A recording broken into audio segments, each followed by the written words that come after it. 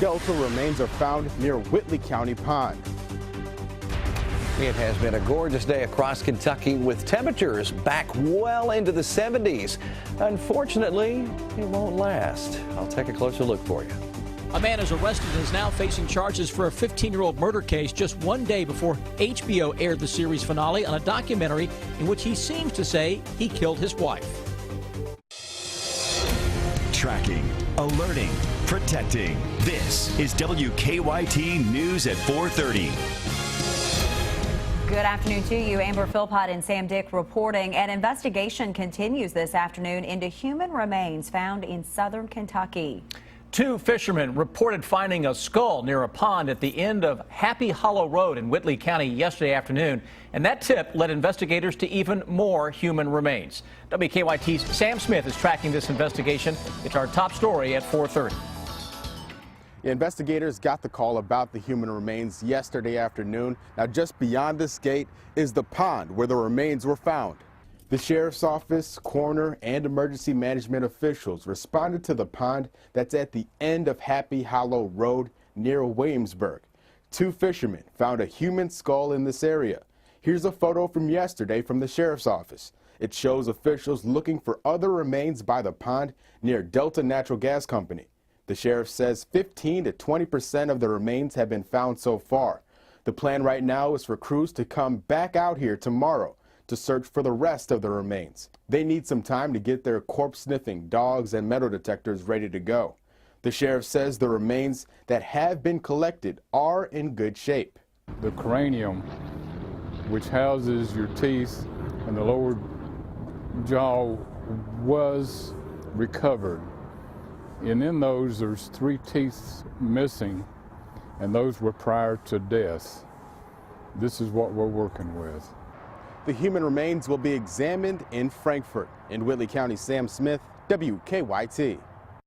And other agencies have been notified to see if any missing persons reports match up. The weather, beautiful day out there in the bluegrass, sunny skies, spring-like temperatures, close to 70 degrees or more. Yeah, I always hate to say the but rain is working its way back into the forecast. WKYT meteorologist Jim Caldwell's here to let us know what to expect. I hate that part. It's better you than me, okay, because I'll get blamed anyway. We've got cloud cover out there today and a mix of sun and temperatures running, as they said, in the mid-70s. It's just a gorgeous day.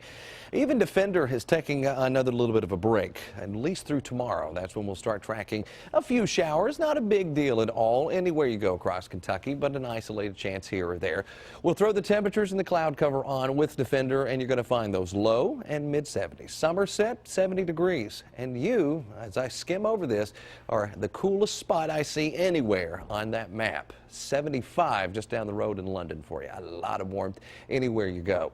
We look at current temperatures not only here, but they're getting close to 90 out to our west. 87 right now in Lincoln, Nebraska, and there's a good chance they've got a few more hours of heating that they could get closer to that.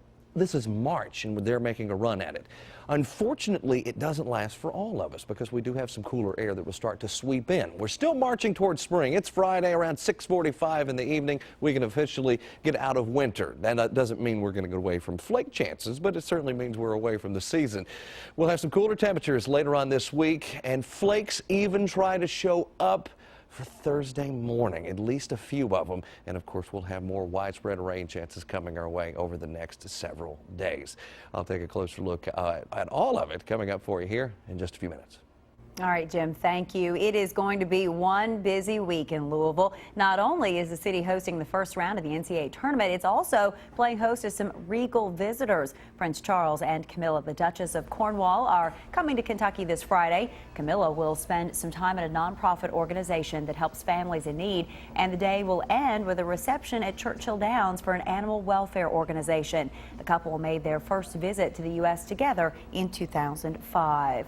Currently here in the Commonwealth, there is no standard of care when it comes to drug testing newborns. The Cabinet for Health and Family Services says there are no laws or hospital requirements in Kentucky for screening infants for drugs. A neonatologist at Corsair Children's Hospital in Louisville says the lack of a statewide testing standard for newborns dependent on drugs is causing babies to slip through the system. It's kind of a problem that's exploded faster than people have had a chance to get ahead of it. and that's why we're trying to clean up the mess now. Sam is at the live desk with our investigative reporter Miranda Combs with more on this story that she's working on for tonight at 6. Sam? Amber, thank you. Miranda, I'm stunned by the growth rate, how fast this is growing in terms of the babies involved here. And just to give viewers some perspective, we're talking about in 2000, there were 29 babies diagnosed with neonatal abstinence syndrome, which is babies being born dependent on drugs their mother was taking. Last year, 1,000. We were approaching 1,000. You know, 80% of these babies are on some sort of public assistance. So you're talking about hundreds of millions of dollars coming from taxpayers for this. 29 to 1,000. Wow. So you found out the state does not have a protocol for diagnosing these babies, right? Right, Sam, and that surprised a lot of us in the newsroom that there's no standard across the state for how hospitals treat these or diagnose these babies. You know, some hospitals will just watch for symptoms of withdrawal. Others will test cord blood. There are several other ways, but there's no standard.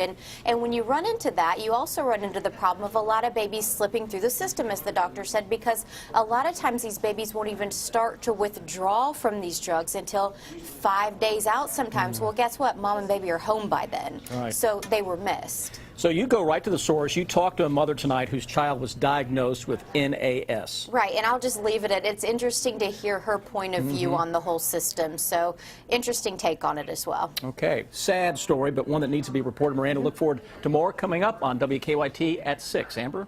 Sam, thank you. The millionaire heir of a wealthy New York family is facing murder charges after being featured in an HBO documentary on his life. In the true crime series The Jinx, Robert Durst appears to confess to 3 murders. Ryan Nobles has the latest on the case.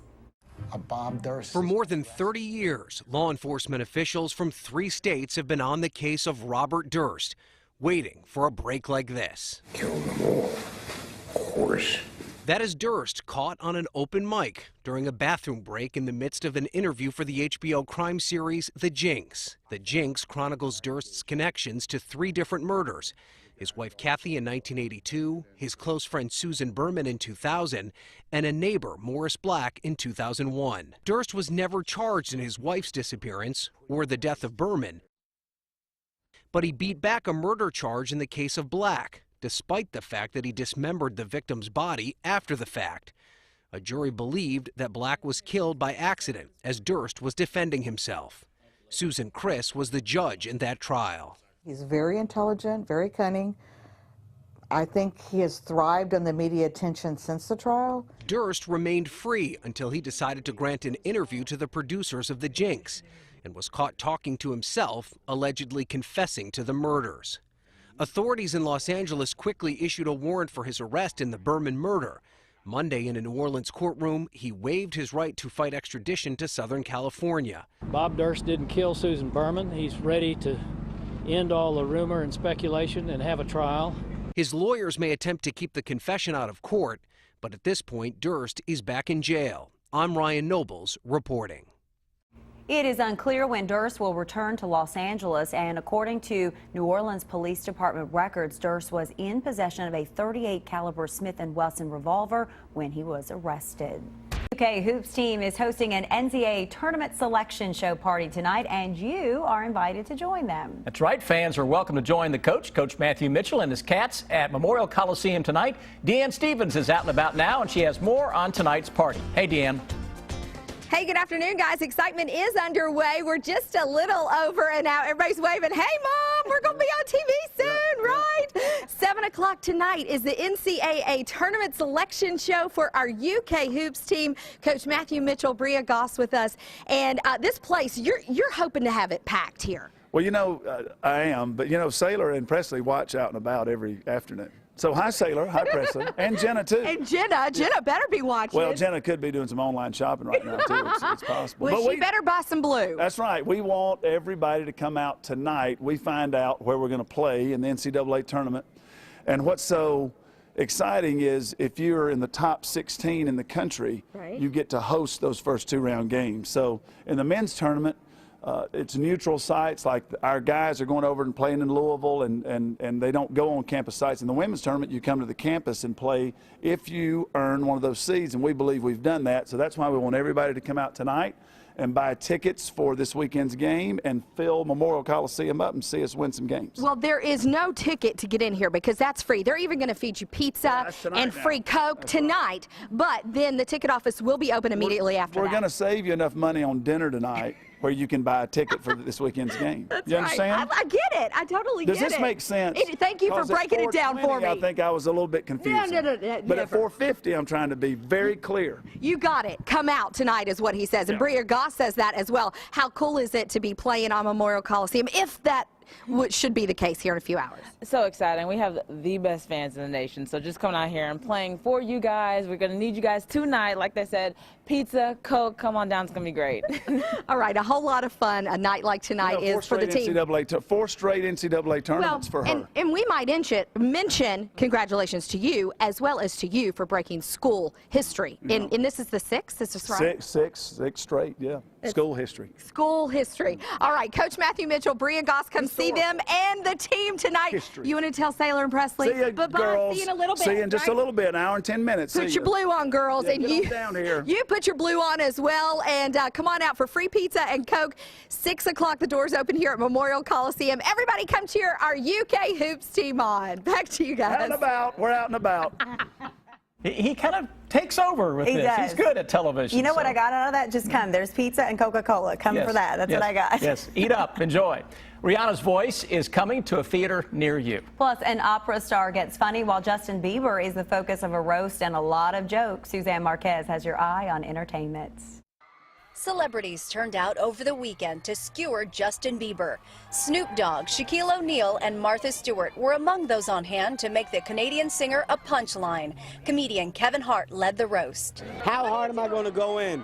You know what, not so hard to where it hurts, it's where he cries, but hard enough to where I set the tone. The roast of Justin Bieber airs March 30th on Comedy Central.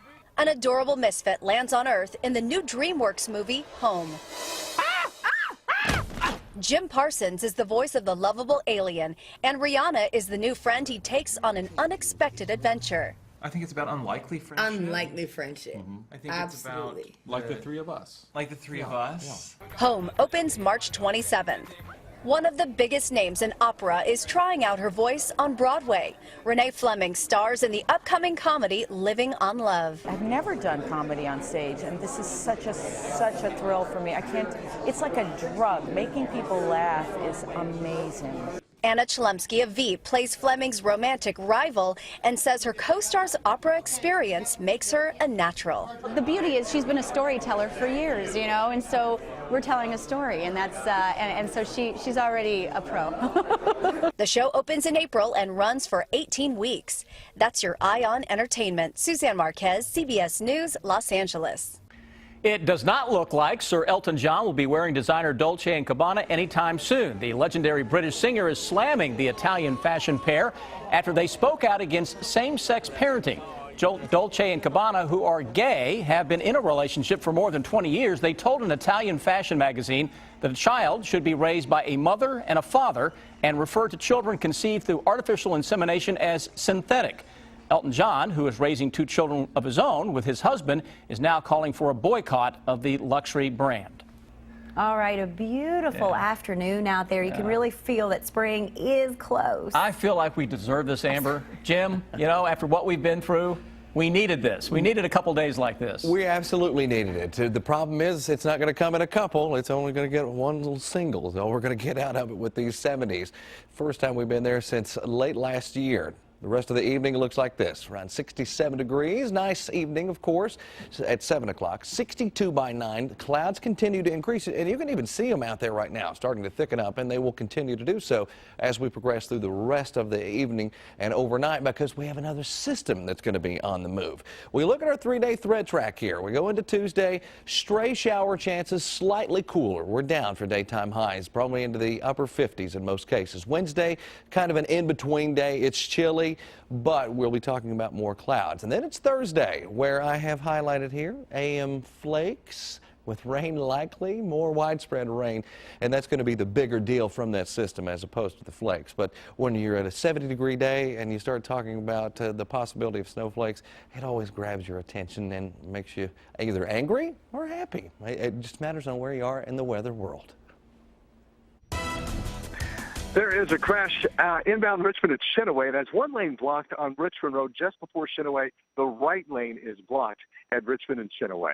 I-75, still no problems on the exit ramps, and we're checking traffic on Man-O-War between I-75 all the way over to Richmond Road. The slowest point there is approaching Ruidoso. That's because of a stalled car. Now back to you in the studio. To become a WKYT Live driver and download the Waze app, go to WKYT.com. Under the News tab, click on Traffic for more information. A huge stingray, Big Blue Nation's favorite new emoji, and a special new paint. It's the video that will have you talking. Take a look at this. This is pretty impressive. A giant stingray discovered in Thailand. It's nearly 8 feet across and 14 feet long. Researchers estimate its weight between 700 and 800 pounds. It could be the largest freshwater fish ever found. Now, based on its size, researchers believe the stingray is between 35 and 40 years old. Well, for folks trying to show their team spirit during the NCAA tournament, even while texting, the Washington Post has made it a little easier. There are now special March Madness emojis for your smartphone. To get a Wildcat emoji, just tap on the icon and copy it to your text. I'm sure that will be done quite a bit. Very popular. Okay, follow me on this. Pee and you'll see. San Francisco has a surprise for people who insist on urinating on public walls. The city is testing, this is no joke, a new water repellent paint that simply gives back what it receives. The liquid apparently bounces off the wall right back at you.